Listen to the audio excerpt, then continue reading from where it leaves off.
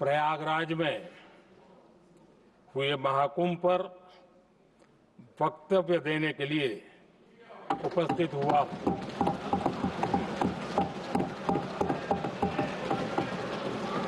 आज मैं इस सदन के माध्यम से कोटि कोटि देशवासियों को नमन करता हूं, जिनकी वजह से महाकुंभ का सफल आयोजन हुआ।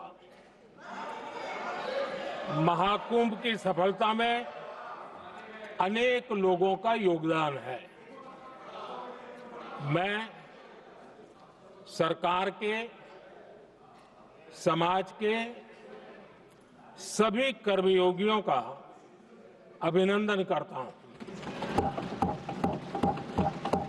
मैं देश भर के श्रद्धालुओं को, यूपी की जनता, विशेष तौर पर प्रयागराज की जनता का धन्यवाद करता हूं। अध्यक्ष जी, हम सब जानते हैं गंगा जी को धरती पर लाने के लिए एक भगीरथ प्रयास लगा था।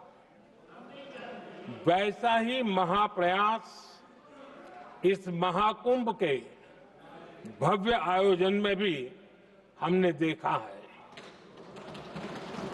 मैंने लाल किले से सबका प्रयास के महत्व पर जोर दिया था। पूरे विश्व ने महाकुंभ के रूप में भारत के विराट स्वरूप के दर्शन किए। सबका प्रयास का यही साक्षात स्वरूप है। ये जनता जनार्दन के संकल्पों के लिए, जनता जनार्दन की श्रद्धा से प्रेरित महाकुंभ था। आदरणीय अध्यक्ष जी, महाकुंभ में हमने हमारी राष्ट्रीय चेतना के जागरण के विराट दर्शन किए हैं। ये जो राष्ट्रीय चेतना है, ये जो राष्ट्र को नए संकल्पों की तरफ ले जाती है, ये नए संकल्पों की सिद्धि के लिए प्रेरित करती है। महाकुंभ ने उन शंकाओं, आशंकाओं को भी उचित जवाब दिया है जो हमारे सामर्थ्य को लेकर कुछ लोगों के मन में रहती है। अध्यक्ष जी, पिछले वर्ष अयोध्या के राम मंदिर प्राण प्रतिष्ठा समारोह में हम सभी ने ये महसूस किया था कि कैसे देश अगले 1000 वर्षों के लिए तैयार हो रहा है। इसके ठीक 1 साल बाद महाकुंभ के इस आयोजन ने हम सभी के इस विचार को और दृढ़ किया है। देश की ये सामूहिक चेतना देश का सामर्थ्य बताती है। किसी भी राष्ट्र के जीवन में, मानव जीवन के इतिहास में भी अनेक ऐसे मोड़ आते हैं जो सदियों के लिए, आने वाली पीढ़ियों के लिए उदाहरण बन जाते हैं। हमारे देश के इतिहास में भी ऐसे पल आए हैं जिन्होंने देश को नई दिशा दी, देश को झकझोर कर जागृत कर दिया।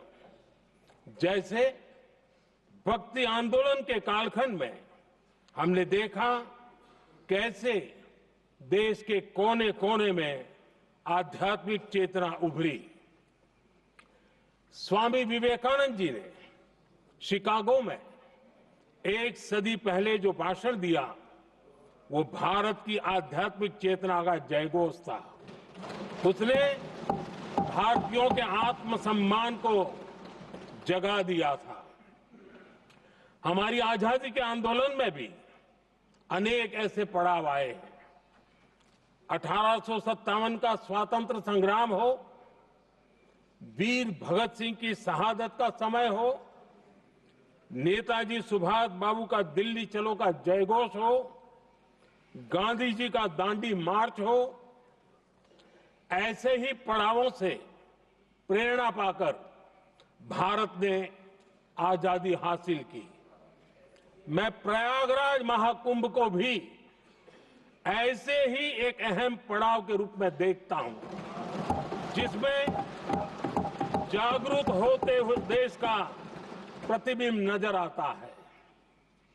अध्यक्ष जी, हमने करीब 1.5 महीने तक भारत में महाकुंभ का उत्साह देखा, उमंग को अनुभव किया। कैसे सुविधा असुविधा की चिंता से ऊपर उठते हुए कोटि कोटि श्रद्धालु श्रद्धा भाव से जुटे, ये हमारी बहुत बड़ी ताकत है। लेकिन ये उमंग, ये उत्साह सिर्फ यहीं तक सीमित नहीं था। बीते हफ्ते मैं मॉरिशस में था।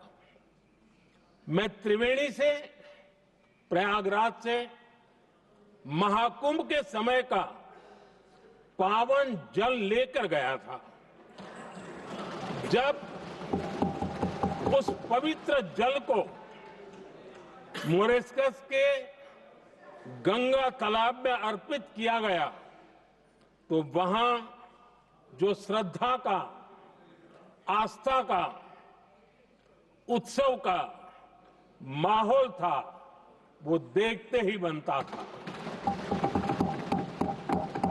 ये दिखाता है कि आज हमारी परंपरा, हमारी संस्कृति, हमारे संस्कारों को आत्मसात करने की, उन्हें सेलिब्रेट करने की भावना कितनी प्रबल हो रही है। अध्यक्ष जी, मैं ये भी देख रहा हूं कि पीढ़ी दर पीढ़ी हमारे संस्कारों के आगे बढ़ने का जो क्रम है, वो भी कितनी सहजता से आगे बढ़ रहा है। आप देखिए, जो हमारी मॉडर्न युवा पीढ़ी है, ये कितने श्रद्धा भाव से महाकुंभ से जुड़े रहे, दूसरे उत्सवों से जुड़े रहे हैं। आज भारत का युवा अपनी परंपरा, अपनी आस्था, अपनी श्रद्धा को गर्व के साथ अपना रहा है। अध्यक्ष जी, जब एक समाज की भावनाओं में अपनी विरासत पर गर्व का भाव बढ़ता है, तो हम ऐसी ही भव्य प्रेरक तस्वीरें देखते हैं जो हमने महाकुंभ के दौरान देखी। इससे आपसी भाईचारा बढ़ता है और ये आत्मविश्वास बढ़ता है कि एक देश के रूप में हम बड़े लक्ष्यों को प्राप्त कर सकते हैं। अपनी परंपराओं से, अपनी आस्था से, अपनी विरासत से जुड़ने की ये भावना आज के भारत की बहुत बड़ी पूंजी है। अध्यक्ष जी, महाकुंभ से अनेक अमृत निकले हैं।